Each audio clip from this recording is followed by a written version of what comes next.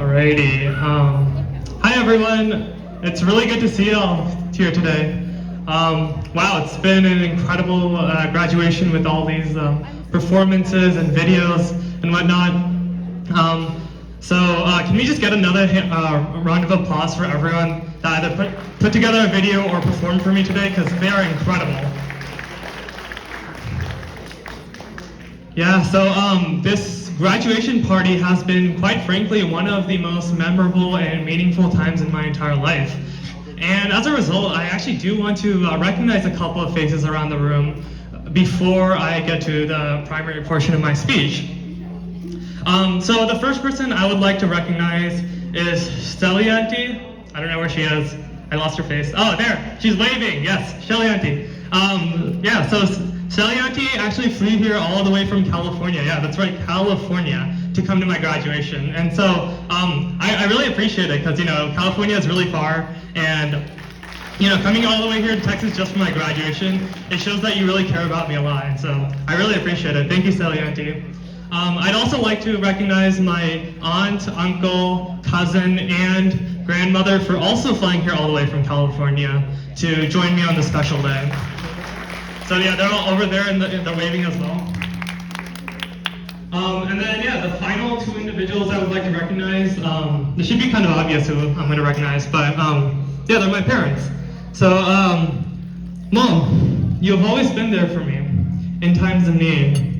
You have worked so hard every day to ensure my life has been the best. You have been the best mom I could ask for. I could never thank you enough for everything you've done for me. And, well, let's just say, I'd be in a lot of trouble if you weren't my mother. So, Mom, thank you for being my mother.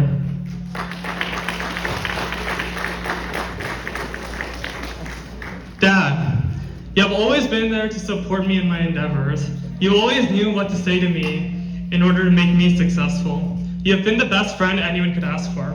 I know life has not been easy all these years, especially having to raise a somewhat troublesome kid like myself. But you have raised me very well. You always knew what to say to me when I needed some advice. Your unconditional love is priceless. It's something I never really considered as part of my life, but it's something I will forever cherish as I walk forward. Thank you, Dad. Finally, I just wanted to give each and everyone here a special thank you for joining me on this special day. It really means a lot, driving all the way here to Funasia to just celebrate my achievements and celebrate myself. And so, thank you so much for joining me.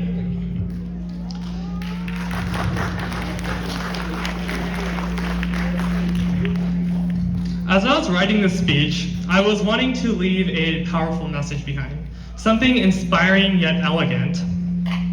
But as I thought more and more about the messages I wanted to leave behind, I realized it's not the memorable or uplifting messages people need to hear.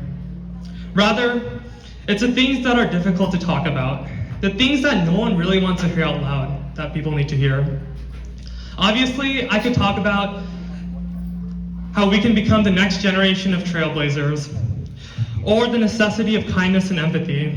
But chances are, you have already or will hear it in the future.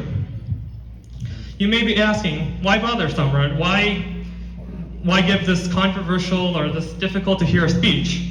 And you're right, I probably could have given an inspirational speech and called it a day. But by talking about the difficult things in life, I have learned to become the best version of myself.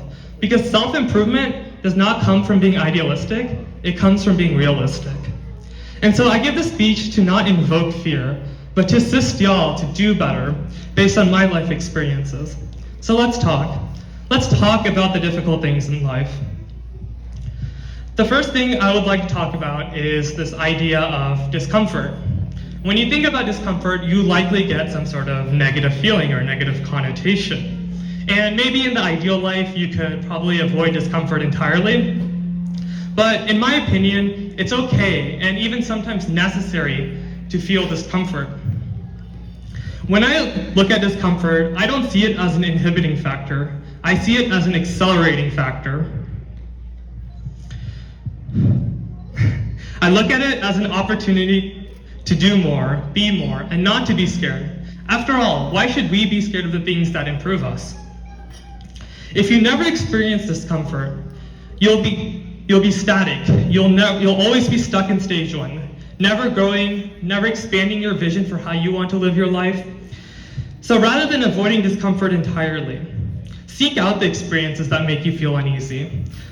Seek out the experiences that push you beyond your boundaries. Because let's face it, you have one life. You can spend the entirety of your life living the same day over and over again, or you can live an exciting life, treating each second as a new adventure. All right, this next one will be fun. Let's talk about criticism. You will, without a doubt, be criticized multiple times in your life. It's an unavoidable part of being an imperfect human. And well, let me just tell you, if you're not used to criticism, it's going to feel like someone is literally just taking their hand and tearing your heart out. And yet, despite this feeling, you should be happy or grateful that you're hearing criticism, because someone is willing to point out the flaws in you that no one else would, or that you yourself may have not recognized. They criticize you because they care about you and want you to do better. Criticism is a natural and necessary part of learning, growth, and success. You may absolutely hate to hear it. I don't like hearing criticism myself. But deep down, I know criticism comes with a good heart. And I should constantly be receptive and accepting of criticism, because if I'm not, then I should not expect to walk out of a room being a better version of myself. Look, the thing is, when receiving criticism, you need to set aside your pride and accept the reality, because even if you don't move forward, the world will. And that's what will ultimately cause you to fall behind. All right, so this next one will be even a bit more controversial. And I'm telling you this because I feel like it's also a necessity to hear. And this idea is that competition and self-serving natures are inherent within humanity, meaning people are inherently competitive and selfish. And I think one of the unfortunate results of this is that people will go as far as trying to drag you down. Unfortunately, this very nature has found its roots since the beginning of human civilization. And so as of right now, I cannot really do much, right? Like, I'm just a human. I can't tell you to stop being selfish. I can't tell you to stop being competitive. But I can tell you to be kind to others, to be mutualistically collaborative, not selfishly competitive. But more than that, I want every person to be cognizant of the actions of others and have some self-confidence. I absolutely do not think you should be getting revenge on those that have tried to drag you down. But I do think you should be aware of those that are trying to drag you down and stand up for yourself. Because if you don't, you will lose everything you have been working towards. So be tough, be confident, and always do the right things for yourself. Humans are such fascinating creatures. Our lives are oftentimes difficult, arduous, and yet we never fail to overcome the barriers in front of us. In fact, it's that perseverance and determination that make us such a unique species. But by admiring our resilience is not enough. We may be a great species, but we are also a flawed species. We can and must do better. How can we do better, you may be asking? Well, it's simple. Ask yourself the hard questions. What things can I do to move me out of my comfort zone?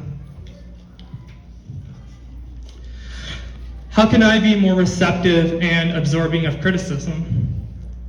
What will make me a better person? That said, I hope you got something out of this speech. I would once again like to give everyone a huge thank you who has joined me here today, and please enjoy the rest of your night. Thank you.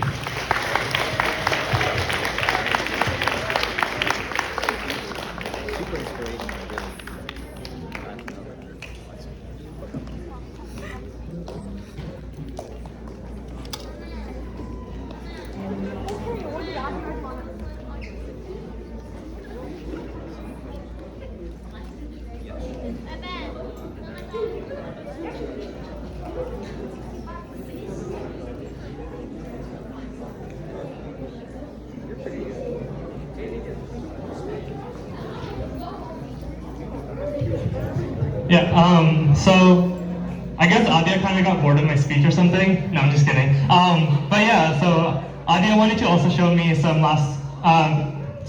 gratitude as well. And so she wanted to do like a performance for me. And so I really appreciate the Adia, but can we all give Adia a round of